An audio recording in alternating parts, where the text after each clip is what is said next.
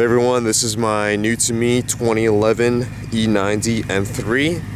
This is in the space gray on bamboo interior. I've had the car since late November 2024. I've had a good amount of time to break in the car, do a couple mods here and there. So right now it's pretty OEM plus. I've got the GT4 lip up front. I lowered it on some Megan lowering springs. They got them for about $100. With the EDC on this car, I wanted to retain that for a while before I get coilovers, but for the time being, got the stance looking pretty solid. Got some OEM 359 competition wheels. It looks super meaty here. I'm running a 245/35 on the front, 265/35 on the rear, 20 mil spacers all around. As you can see, fitment is pretty good. I've got the car running. It's like 25 degrees Fahrenheit here, so definitely want to keep the car warm. But you can see on camera, it looks pretty good. Cosmetically, it needs some work. I'm actually going for a full respray next week. Need some body work here. The hood is a little creased. Bumper fitment needs some work. But I don't know if you can tell on camera, but the whole passenger side is just a whole different shade of gray. So cars haven't been resprayed before, but mechanically it's in really good shape. Got rod bearings done, throttle actuators are done, and it's pretty much it from the exterior. You can see here the bumper fitment is interesting, I'd say. A couple things here and there for a 13, 14-year-old car. Definitely has its quirks. Missing the weather stripping up here.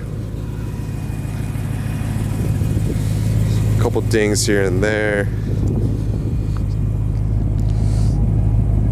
Weather stripping needs to be replaced, but the body's in really good shape. I really can't complain. It did have an F80 before. Probably do a F80 versus E9X video later on, but I can say that this car drives really nicely. And I know that's very vague, but I think a lot of people that come from the F8X to the E9X platform, they can say that the E9X platform drives way more raw. Like I mentioned, it's a bamboo interior.